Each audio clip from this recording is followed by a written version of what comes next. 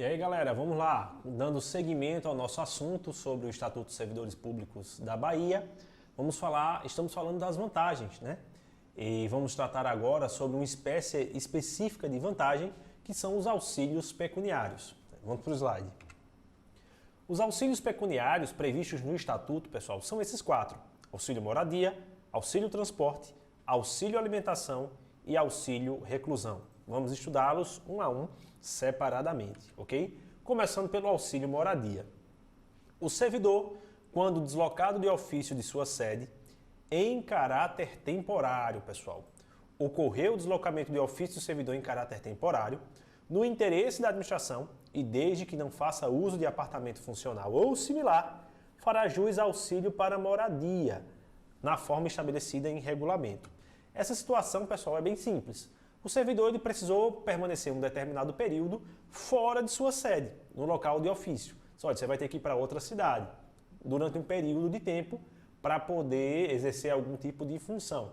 Lá não existe nenhum apartamento funcional ou similar. Você vai ter que arrumar um local para você se hospedar.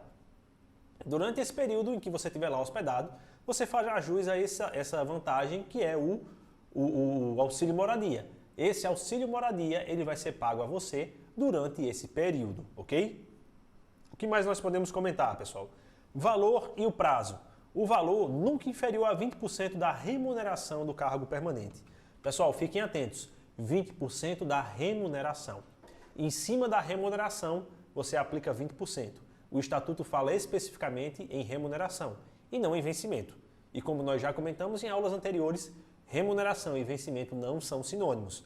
Se eu digo que é 20% da remuneração e a questão vem lá e fala 20% nunca inferior a 20% do vencimento, está incorreto, né? Por quê? Porque o termo que o Estatuto usa é remuneração, ok? E o prazo? O servidor ele só vai permanecer por no máximo 2 anos recebendo esse auxílio moradia. Então, claro que é provisório, mas até o prazo de 2 anos. Pode passar disso? Sim. De forma excepcional, autorizado pelo superior, é possível que passe. Mas a regra é que ele permanecerá por 2 anos recebendo auxílio moradia, ok? Auxílio transporte, pessoal. O que viria a ser o auxílio transporte? O auxílio transporte será devido ao servidor ativo nos deslocamentos da residência para o trabalho e vice-versa, na forma e condições estabelecidas em regulamento. Certo, pessoal? Então, todo servidor ativo, ele poderá receber esse auxílio transporte, que é para ajudar a cobrir as despesas de deslocamento de sua casa para o seu trabalho. Aqui a gente não está falando do servidor que está se deslocando para outra sede, não é isso que nós estamos falando. Aqui nós estamos falando do servidor que, habitualmente, ele tem que se deslocar de casa para o trabalho, do trabalho para casa, então ele faz jus a recebimento desse auxílio transporte, ok? Em relação ao auxílio transporte, nós temos que comentar que a participação do servidor não poderá exceder a 6% do vencimento básico. Ou seja, esse auxílio transporte, para o servidor fazer jus, ele vai ter uma participação. É uma peculiaridade desse auxílio pecuniário, que é o auxílio transporte. Haverá um desconto na remuneração do servidor. Esse desconto não poderá exceder a 6%, né, o valor desse auxílio transporte. E o restante vai ser colocado pela administração, vai ser pago pela administração, ok? Auxílio alimentação, galera. O auxílio alimentação será devido também ao servidor ativo, não se estende aos inativos. O valor e as regras de concessão serão previstas em regulamento. Todo servidor ativo ele vai fazer jus a um auxílio alimentação, que também é uma parcela de natureza indenizatória, onde ele vai receber um auxílio para ajudar nas suas despesas com alimentação mensal. É aquele auxílio bem simples, né? Bem conhecido dos servidores públicos, em que eles recebem aquela parcela para ajudar nas suas despesas com alimentação, certo? Somente para os servidores ativos, ok? Fiquem atentos a isso. Tanto o valor quanto as formas de concessão, tudo previsto em regulamento. Quando a gente estiver falando sobre esses auxílios pecuniários, sobre essas vantagens em geral, são definidas, apesar de serem criadas por lei, mas a forma elas terão sua regulamentação, terão os detalhes acerca de como será a sua concessão, o seu valor, definidas em regulamento, ok? Auxílio reclusão, pessoal. O auxílio reclusão ele tem alguns detalhes e existe sim o auxílio reclusão no âmbito do serviço público da Bahia. Quem é que faz jus ao auxílio reclusão? Primeiro, não é o servidor, são os dependentes do servidor de baixa renda, certo? Não vai ser pago ao servidor, vai ser pago aos seus dependentes quando esse servidor ele tiver sido recolhido à prisão.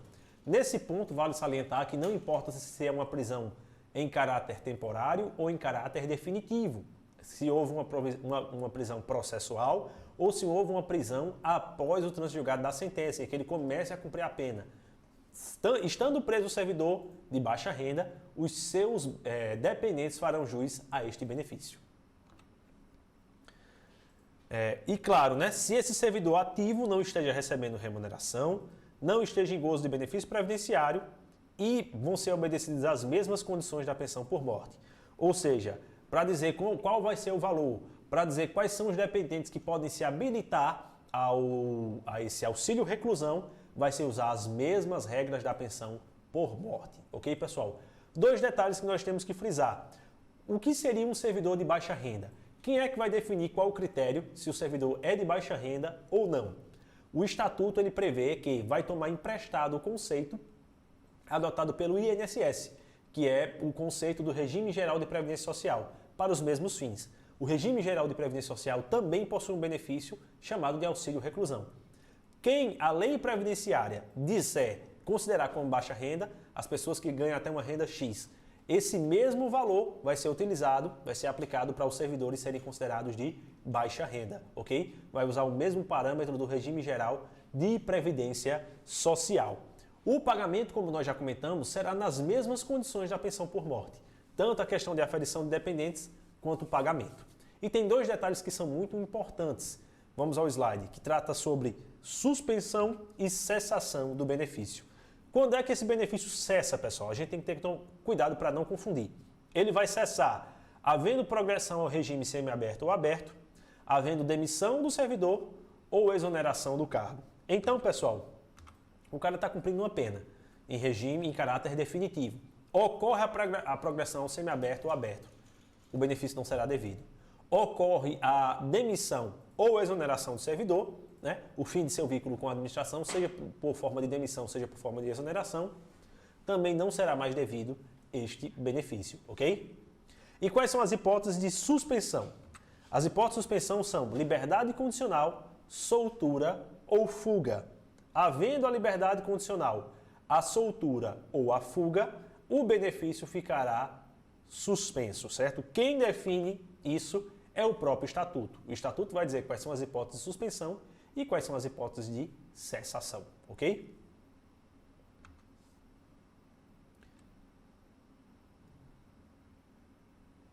Vamos tratar agora um pouco sobre as gratificações, pessoal. Quais são as gratificações que são previstas para o servidor? Primeiro, exercício de cargo de provimento temporário, né? A gratificação natalina, o adicional por tempo de serviço, pelo exercício de atividades insalubres, perigosas ou penosas, por prestação de serviço extraordinário, por trabalho noturno e outras gratificações ou adicionais previstos em lei. Então, pessoal, em espécie nós temos 6 que são criadas pelo Estatuto. Mas o próprio Estatuto diz o seguinte: outras gratificações ou outros adicionais previstos em lei também vão ter essa mesma natureza de vantagem considerada como gratificação, que é uma vantagem pecuniária que se soma ao vencimento para dar o valor da remuneração do servidor, ok? São essas 6 e nós vamos estudá-las uma a uma. Vamos ao slide. Gratificação pelo exercício de cargo de provimento temporário, pessoal. O que é que nós podemos comentar? O servidor que ele seja investido em cargo de provimento permanente, ele vai ter direito a perceber, pelo exercício de cargo de provimento temporário, uma gratificação. O cara já é servidor permanente ou efetivo e ele é convidado a exercer uma função, um cargo de natureza temporária. Olha, você está sendo chamado para exercer esse cargo temporário. Esse servidor ele vai ter direito a alguma gratificação. Claro que se for uma pessoa estranha ao serviço público, ela vai receber a remuneração daquele cargo. Se for uma pessoa que já é integrante do serviço público, exerce um cargo permanente, esse servidor receberá uma gratificação. Como se dará o pagamento dessa gratificação? Vamos ao slide. Primeiro, ele pode receber o equivalente a 30% do valor correspondente ao símbolo respectivo desse cargo de provimento temporário. O cara é servidor, ele recebe sua remuneração X e diz o seguinte, olha, você tem a opção de receber, além da sua remuneração X, do seu cargo permanente, 30% da remuneração do cargo temporário. Essa é a primeira hipótese. Segunda, ele pode optar pelo valor integral do símbolo, que seria o valor da remuneração do cargo de provimento temporário, que neste caso será pago como vencimento básico enquanto durar a investidura. Né? Ele pode dizer, não, eu quero o valor desse cargo temporário é melhor e ele vai receber como vencimento. E por fim, só a diferença entre o valor integral do símbolo e a retribuição do seu cargo efetivo. Se não, olha, faça o seguinte, me paguem a diferença desse valor e já vai estar suficiente para mim. Né? Ele tem essas três formas de receber essa gratificação quando ele estiver exercendo algum cargo de provimento temporário, ok? A gratificação natalina, pessoal, que é o famoso 13º. Primeiro, ela corresponde a 1/12 da remuneração do servidor. Ela vai ser calculada como uma parte de 12 da remuneração do servidor. E não importa se esse servidor exerce cargo temporário ou cargo permanente. Ambos receberão a gratificação natalina, independente do vínculo que ele tenha, ok? Ele vai receber no mês do exercício, 1/12, né, que fizer jus, no mês do exercício, no respectivo ano. Lembrando que a fração igual ou superior a 15 dias será considerada como mês integral. O servidor que ele trabalha 15 dias ou mais, igual ou superior a 15 dias, viu? Ele vai receber, ou melhor, aquele mês vai contar integralmente para fins de pagamento da gratificação natalina. Se ele trabalhou de 1 até 14, não conta. 15 ou mais, conta o mês inteiro para cálculos da sua gratificação natalina, ok? O servidor inativo vai ser paga igual fração em valor equivalente aos seus proventos, ao valor de sua aposentadoria, certo? A gratificação será paga até o dia 20 do mês de dezembro de cada ano. Até o dia 20 do mês de dezembro de cada ano, o Estado vai pagar essa gratificação. Porém, o Estatuto também trata de hipóteses de antecipação, em que poderão ocorrer a antecipação do pagamento da gratificação natalina. São 3 hipóteses, vamos abordá-las. Primeiro, pessoal, pode haver antecipação no mês de aniversário do servidor, independentemente de requerimento prévio. Sem que você faça qualquer requerimento prévio, no mês do seu aniversário será pago o adiantamento da gratificação natalina. Essa, pessoal, é mais uma daquelas peculiaridades que eu comentei com vocês em aulas anteriores. É uma situação bem específica do Estado da Bahia. Vê que interessante. Lá, o Estado da Bahia ela vai pagar o adiantamento da sua gratificação natalina no mês do seu aniversário. Isso sem que você faça nenhum requerimento. Essa é a regra geral, certo? Existem exceções? Sim. Vamos tratar das 2 exceções. Mediante requerimento prévio no ensejo de suas férias. Você pode requerer, fazendo um requerimento prévio, você diz, olha, eu não quero receber na data do meu aniversário. Eu pretendo tirar férias no mês X, eu quero receber a minha gratificação natalina no mês X. Então você faz um requerimento prévio pedindo para que essa gratificação seja paga no mês X. Qual é o prazo desse requerimento prévio, pessoal? O prazo do requerimento prévio é 30 dias antes do mês do seu aniversário. 30 dias antes do mês do seu aniversário, você tem que fazer esse requerimento prévio dizendo, olha, não me paguem no meu aniversário, me paguem no mês em que eu vou gozar as férias. Minhas férias estão programadas para o mês X, eu quero receber, junto com as minhas férias, a antecipação da minha gratificação natalina, certo? Existe outra forma que você pode receber? Sim. Também mediante requerimento prévio, como nós já comentamos, 30 dias antes do mês do aniversário, em que o funcionalismo, em geral, o perceba. Os outros integrantes, a sua classe, por uma previsão, diz, olha, a gratificação natalina ela é paga no mês de, a primeira parcela, em junho, um exemplo. Em junho, todo mundo recebe a primeira parcela do seu 13º salário. Em sendo o caso, você diz assim, olha, eu não quero receber no meu aniversário. Eu quero receber junto com todos os outros meus colegas servidores em junho. O que é que você tem que fazer? Fazer um requerimento prévio. Qual o prazo? 30 dias antes do mês do seu aniversário, solicitando, dizendo, olha, não me paguem no meu aniversário. Eu quero receber junto com todo o funcionalismo público, os restantes que recebem em junho. Então, é possível sim que você escolha um outro mês em que os outros integrantes do funcionalismo em geral recebam a gratificação para poder receber a sua. Ou então dizer, olha, eu quero receber tudo, o pessoal recebe em dezembro, eu quero receber tudo em dezembro. O valor integral, não quero adiantamento. Também é possível, desde que o requeira previamente. porque a regra geral é que você receba no mês do seu aniversário, ok? Valor do adiantamento, pessoal, o que é que nós podemos comentar? Não poderá exceder a metade da remuneração percebida no mês. Então, o valor do adiantamento é até a metade da remuneração percebida no mês. Ele não pode ser superior. E o restante você recebe em dezembro, no prazo legal, até o dia 20 de dezembro, você vai receber, ok?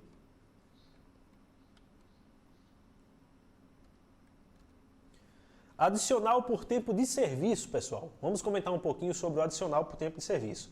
Lembrando que nós estamos tratando das gratificações, ok? O servidor com mais de 5 anos de efetivo exercício no serviço público terá direito por anuênio, contínuo ou não, à percepção de adicional calculado à razão de 1% sobre o valor do vencimento básico do cargo que ele seja ocupante. Então, pessoal, quando o servidor finalmente completa 5 anos de serviço, a cada ano de trabalho que ele tenha, ele vai ter um acréscimo na sua remuneração de quanto? 1% a cada ano, ok? 1% sobre quem? Incide sobre remuneração ou vencimento base? 1% sobre o vencimento do cargo que ele ocupa, ok? Não sobre a remuneração, mas sim sobre o vencimento, porque como já dissemos em momentos anteriores, essas expressões não são expressões sinônimas, fiquem atentos. O que seria considerado efetivo exercício, pessoal? O efetivo exercício é o tempo de serviço que o servidor presta em qualquer regime de trabalho na administração pública estadual, seja ela direta, nas autarquias, fundações, empresas públicas e sociedades de economia mista. Então, pessoal, o efetivo exercício é aquele que ele está trabalhando na administração direta ou indireta de qualquer dos poderes, ok? Em que ele esteja efetivamente trabalhando. Isso será considerado efetivo exercício. Seja ele em qualquer regime de trabalho. O Estatuto é claro em dizer, não importa o regime de trabalho do servidor. Se ele está trabalhando, ele vai receber, esse tempo será contado como efetivo exercício, seja ele servidor da administração direta ou indireta de qualquer dos poderes. Pode acontecer de um determinado servidor, ele está trabalhando em um determinado poder, é aprovado em um concurso público para trabalhar em outro poder, esse tempo que ele estava trabalhando no outro poder, dentro do estado da Bahia, será contado para fim de verificação de efetivo exercício para pagamento desse adicional por tempo de serviço, ok? A partir de quando vai ser implementado? A partir do momento que ele completar o ano. Se o cara entrou no serviço público em fevereiro de 2010, ele vai começar a receber a partir de fevereiro de 2015. E todo ano em fevereiro de 2016, fevereiro de 2017, fevereiro de 2018 e assim sucessivamente, vai ser implementado esse adicional de 1%, no mês em que ele completar cada ano de serviço efetivamente prestado. Ok, pessoal? Vamos tratar um pouco agora sobre os adicionais de insalubridade, periculosidade e também de atividades penosas. Os servidores que trabalham com habitualidade em locais insalubres ou em contato permanente com substâncias tóxicas ou com risco de vida, ou seja, em situações perigosas, fazem jus a um adicional sobre o vencimento do cargo permanente. Então, pessoal, aquela pessoa que está exposta a agentes insalubres, sejam eles químicos, físicos ou biológicos, ou alguma situação de perigo para a sua vida, exercendo alguma atividade que seja perigosa, essa pessoa fará jus a essa gratificação, a esse adicional, certo? De periculosidade e de insalubridade. Lembrando que eles não são cumuláveis, pessoal. O servidor que fizer jus ao adicional de salubridade e periculosidade tem que optar por um deles. Não é possível receber ambos adicionais. O servidor, se ele está exposto a situações insalubres e perigosas ao mesmo tempo, ele terá de optar por um dos adicionais para que ele possa receber, ok? Quais são as situações especiais em relação aos adicionais de insalubridade e periculosidade? Primeiro, havendo a eliminação das condições insalubres ou riscos, e depois a situação da gestante ou lactante. O servidor que ele está exposto a agentes insalubres ou perigosos, se por algum tipo de EPI, mudança nas condições de trabalho, enfim, mudança em qualquer situação, cessarem os agentes motivadores da insalubridade ou do risco ou da periculosidade, acabam aqueles agentes, automaticamente cessará também essa gratificação. A gratificação ela é paga em função da existência de agentes insalubres ou perigosos. Se por qualquer motivo houver a cessação desses agentes, eles deixarem de existir, a gratificação não será mais devida, ok? E também a situação da servidora gestante ou lactante. A servidora gestante ou lactante, segundo o estatuto, ela vai ser colocada para exercer uma função que não seja perigosa ou insalubre durante o período da gestação ou da lactação. E então a ela é assegurado que ela fique fora dessas funções, né, em razão desse período peculiar que ela está vivendo, da gestação ou da lactação, ok?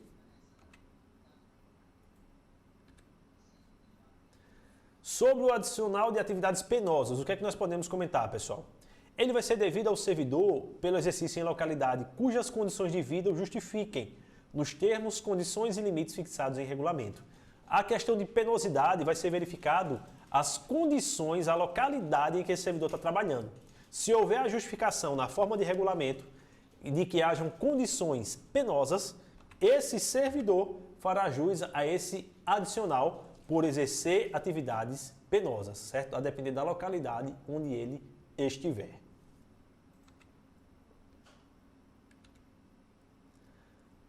O adicional por serviço extraordinário, pessoal, também é bem simples. O que é que nós podemos comentar? O serviço extraordinário é aquele que extrapola o período regular do exercício das atividades. Havendo esse extrapolamento, né, de forma, claro, excepcional, o servidor fará jus a esse adicional, né, por exercer jornada, serviço extraordinário. Qual vai ser o valor? Na verdade, esse adicional não é fixado em valor fixo. Ele leva em consideração um percentual. O percentual vai ser de 50%, não é isso? Vamos para o slide. 50% em relação à hora normal de trabalho.